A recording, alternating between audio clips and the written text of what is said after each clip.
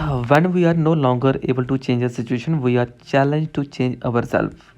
Sometime जब हम situation के अकॉर्डिंग हम अपने आप को चेंज नहीं कर सकते, उस टाइम हमें क्या करना चाहिए, अपने आप को चेंज करना चाहिए कि इस सिचुएशन के अकॉर्डिंग हम किन चीज़ों को एक्सेप्ट कर सकते हैं और किन चीज़ों को रिजेक्ट कर सकते हैं। ये पर्सनल न्यूज़ है, देखना कि ये कौन पर्सनालिटी है। International day of minor awareness की बात करिए, 4 अप्रैल को सेलिब्रेट करते हैं। डिटेक्ट किया जाता है कि जो लैंड माइन है टूवर्ड देयर इरेडिकेशन, इनको कम करना है, क्योंकि इसके करने से भी बड़े सारे लोगों की जान जाती है। बात करते हैं फॉरेन ट्रेड पॉलिसी 2023 की जो अनाउंस की गई है, इसमें जो किसके कौन सी मिनिस्ट्री के अंडर में आ रही है, ये आ रही है पीयूष गोयल की मिनिस्ट्री के अंडर। अभी इनको जहाँ पे ये गाइडलाइन दी गई है कि हमारे देश में आने वाले टाइम पे जो एक्सपोर्ट रहेगा इंडिया से वो 2 ट्रिलियन तक रहेगा। इससे पहले जो हमारा एक्सपोर्ट है वो बहुत कम देखने को मिला है।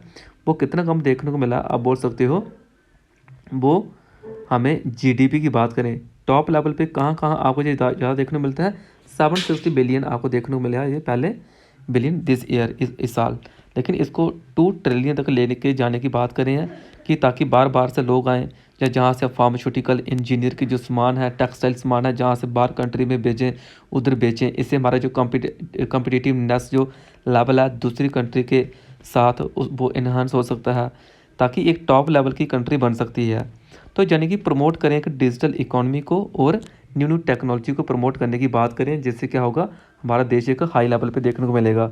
इससे कुछ स्टेट के थ्रू, कुछ डिस्ट्रिक्ट के थ्रू, कुछ जहाँ मुझे मिशन लेके चल रहे हैं, जो एक यानी कि एक डेवलपिंग डिस्ट्रिक्ट ऐसा एक्सपोर्ट हब बनाने की कोशिश करें, जहाँ पे इसकी फॉरेन ट्रेड पॉलिसी की जो सिग्निफिकेंस रहेंगी वो क्या क्या रहेंगी। इससे प्रमोशन एक्सपोर्ट होगा, हमारे जो ग्रोथ है, इकोनॉमिक ग्रोथ है वो इससे बढ़ेगी, क्योंकि बाहर देश से पैसा आएगा तो हमारे देश की ऑटोमेटिकली जीडीपी इंक्रीज होगा। कोलैबोरेशन विद स्टेट और डिस्ट्रिक्ट के साथ मिलकर जो काम करने की बात करें, इकोनॉमिक ग्रोथ जहाँ पे आपको ज़्यादा देखने को मिलेगा। तो बात करें इससे ग्लोबल लेवल पे हमारी जो इंडिया की करेंसी है वो ज़्यादा देखने को मिलेगी। इससे 50% जो थ्रेशोल्ड रिडक्शन है लोगों के द्वारा वो कम देखने को मिलेगा। बड़ी सारी स्कीमों को जहाँ पे बेनिफिट मिलेगा, पीएम मित्रा स्कीम है जैसे, उसको बेनिफिट मिलेगा। तो ये सारी चीज़ें हमें देखने को मिलेगी थ्रू फॉरेन ट्रेड पॉलिसी के थ्रू।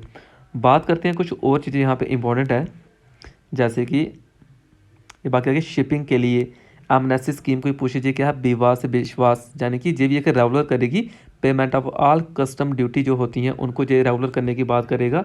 तो इसके बेस पे क्वेश्चन भी जहाँ पे बना के रखा हुआ वही जो मैंने अभी आप लोगों को बताया। बाकी फॉरेन ट्रेड पॉलिसी के रिलेटेड ये वही चीज़ें आ रही हैं कि किस तरह से एक्सपोर्ट को हमने इंक्रीज़ करना है। यूपीएससी ने भी इस क्वेश्चन को एक बार पूछा है यहाँ पे, वो क्या क्वेश्चन है। बाकी इसके बाद बात करें इंडिया मलेशिया अभी जहाँ पे मूव कर रहा है toward dollar to settle trade in Indian रुपी।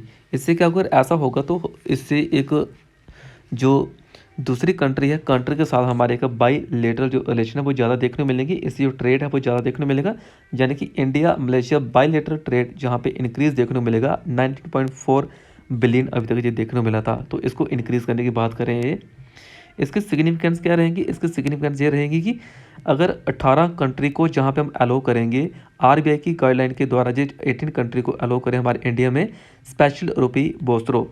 ये स्पेशल रुपी बोस्त्रो का मतलब क्या होता है, जैसे एक होता है नोस्त्रो, एक होता है बोस्त्रो।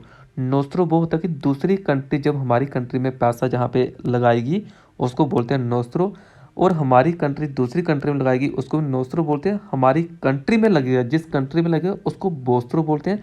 इस कंट्री के लिए ये नोस्त्रो होता है। ये 2 वर्ड हैं, इंपॉर्टेंट है ये। जैसे कि ये दिए दोनों के बीच डिफरेंस कि किसको हम नोस्त्रो और किसको हम बोस्त्रो बोलते हैं।